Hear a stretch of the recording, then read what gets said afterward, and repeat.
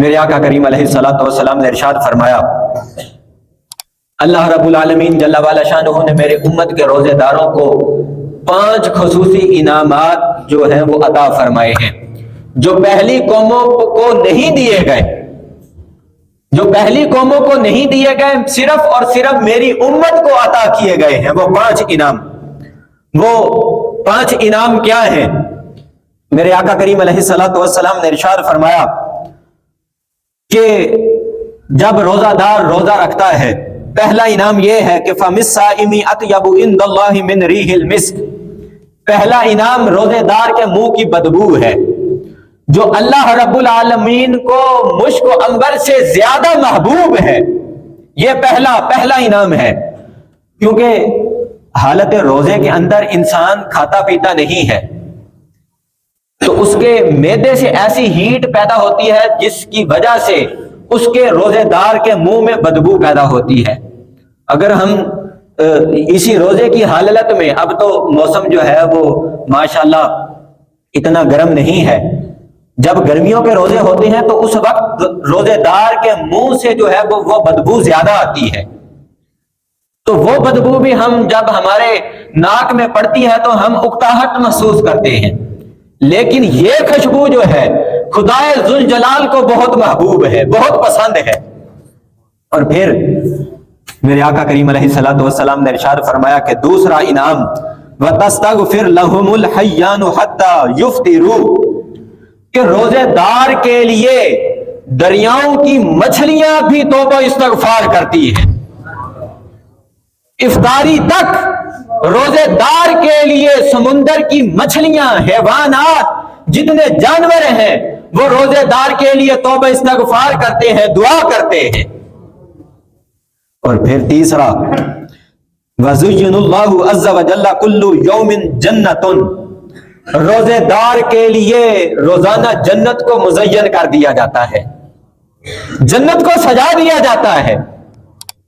اللہ اکبر۔ اور ویسے بھی ہر بندے کا یہ گمان ہے، خیال ہے کہ اس کا جو ہے وہ جائے قیام جہاں وہ رہتا ہے، اس کی رہائش گاہ وہ خوبصورت ہونی چاہیے، لوگ دور سے دیکھ کر اسے ماشاءاللہ ضرور کہیں کہ یہ فلاں بندے کی رہائش گاہ ہے، کوٹھی ہے اور بڑی خوبصورت ہے۔ اور جس کا مکان ہی جنت میں خدا ذوالجلال بنا دے،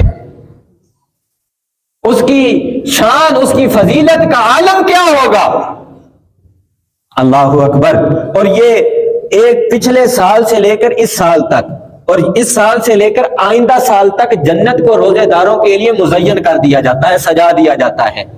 اور پھر سب سے بڑی بات، ہم کیونکہ انسان ہیں، ہم خوبصورت سے خوبصورت ترین بھی بیوی اپنے گھر لے آئے نا، تو ہماری فطرت کے اندر یہ شامل ہے کہ ہم باہر دوسری عورتوں کو لازمی دیکھیں گے، اور ایسا ہے بھی صحیح، ہم دوسری عورت کو لازمی دیکھتے ہیں۔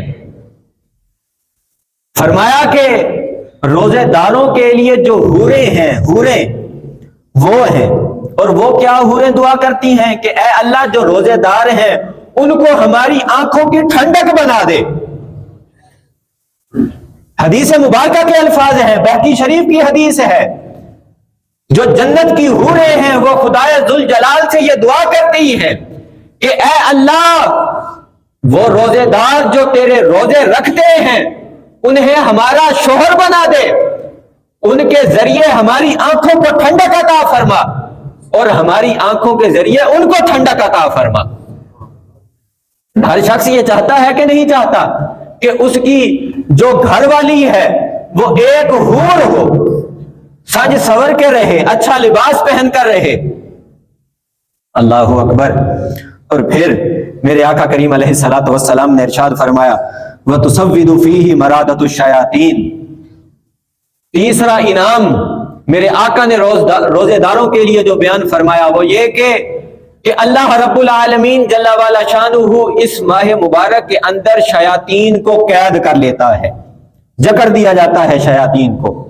شیطان ایک ہے، لیکن اس نے اپنے ساتھ جو ہے وہ جنات کو بھی ایک گمراہ گروہ کو اپنے ساتھ ملا رکھا ہے۔ جو اس لیے ان تمام کو ملا کر یہ شیاطین بنتے ہیں۔ تو فرمایا کہ رمضان المبارک کے مہینے میں شیاطین کو قید کر لیا جاتا ہے۔ کیوں قید کر لیا جاتا ہے؟ کیونکہ اللہ رب العالمین جل وعلا شانہ کی طرف سے عام رحمتوں کا نزول ہوتا ہے کہ جب میرا بندہ روزہ رکھ کر میری عبادت کرنے آئے تو شیطان میرے اور میرے بندے کی عبادت کے درمیان حائل نہ ہو جائے۔ وہ خدا ہمارے عبادت کرنے کا اتنا جو ہے ہمارا خیال کرتا ہے کہ جب میرا بندہ روزہ رکھ کر مسجد میں آئے تو شیطان اسے گمراہ نہ کرے۔ اب تو ہم مسجد میں آتے ہیں ماشاءاللہ الحمدللہ، مسجد نماز ظہر کی ادا کرتے ہیں، عصر کی کرتے ہیں، مغرب کی کرتے ہیں، عشاء کی بھی کرتے ہیں، فجر کی نماز بھی کرتے ہیں۔ تو کرنے کے بعد کیا ہے؟ ہم مسجد میں تشریف رکھ لے لیتے ہیں، مسجد سے باہر نہیں نکلتے۔ کوئی قرآن مجید بیٹھا پڑھ رہا ہے، کوئی تسبیح ہاتھ میں لیے بیٹھا تسبیح پڑھ رہا ہے۔ اس کی وجہ کیا ہے؟ اس کی یہی وجہ ہے کہ شیطان قید ہے۔ جو شیطانی وسوسے ہیں، جو خیالات ہیں، وہ ہمارے دماغ سے نکال دیے جاتے ہیں، شیطان کو قید کر لیا جاتا ہے۔ ویسے عام دنوں میں ہم جب نماز ادا کرنے کے لیے مسجد میں آتے ہیں تو کیا ہے؟ نماز ادا کرتے ہیں، نماز ادا کرنے کے بعد ہم فوراً مسجد سے نکل جاتے ہیں۔ ہمیں یہ حقیقت ہے، آپ بھی اپنی آنکھوں سے دیکھتے ہیں، اگرچہ ہم امام ہیں، مصلی پہ بیٹھے ہوتے ہیں، لیکن آپ بھی بخوبی جانتے ہیں کہ نماز ادا کرنے کے بعد لوگ کیسے مسجد سے بھاگتے ہیں۔ ہر بندے کو ایک دوسرے سے زیادہ جلدی ہوتی ہے۔ ہر بندہ کہتا ہے کہ میں نے جلدی نماز ادا کر لی، میں نے جلدی نماز ادا کر لی۔ اللہ اکبر۔ اور پھر میرے آقا کریم علیہ الصلوۃ والسلام نے ارشاد فرمایا وَيُغْفِرُ لَهُمْ فِي آخِرِ لَيْلِهِ، فرمایا کہ رمضان کی آخری رات میں روزے داروں کے لیے بخشش کر دی جاتی ہے۔ روزے داروں کے لیے بخشش کر دی جاتی ہے، عام بخشش ہوتی ہے۔ اور وہ کیسے ہے؟ میرے آقا کریم علیہ الصلوۃ والسلام نے ارشاد فرمایا کہ جب رمضان المبارک کا مہینہ داخل ہوتا ہے تو رمضان المبارک کے ہر مہینے، ہر دن افطاری کے وقت خدائے ذوالجلال 10 لاکھ گناہگاروں کو جہنم کی آگ سے آزاد فرماتا ہے۔